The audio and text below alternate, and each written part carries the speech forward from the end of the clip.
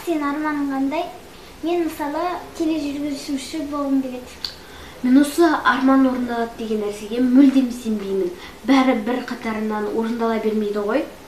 Мен мысалға Америкада оқығым келеді, бірақ орындалған жоқ. Армандар орындалу үшін көп еңбектену керек, жақсы сабақ оқу керек. Армандар орындалады. Ой, қойшы соны, жүр кеттік, одан да сабағымызға барайық.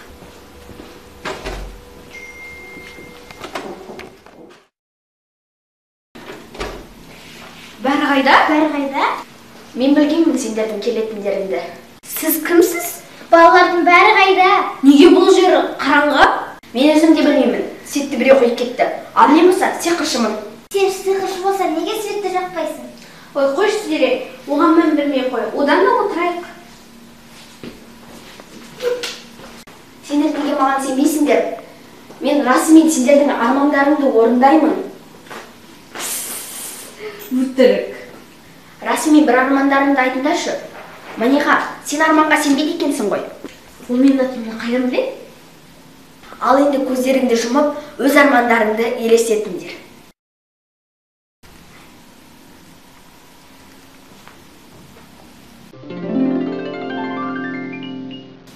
Мәссаған, мен сонда шынымен Америкаданмын ба?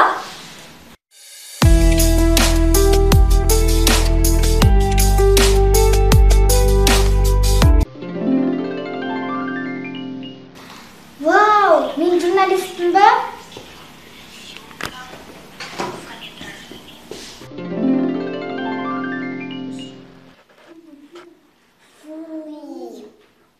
Қалай болды, қыздар? Неге бізді қайтарып жібердіңіз? Мен Америкада болғым келеді ғой. Неге мені де қайтарып жібердіңіз? Мен журналист болғым келеді ғой. Арманға жету үшін мақсатың айқын болу керек. Мынандай сиқырлы таяқша керек емес. Ол үшін білім алып еңбектену керек. Я, дұрыс айтады.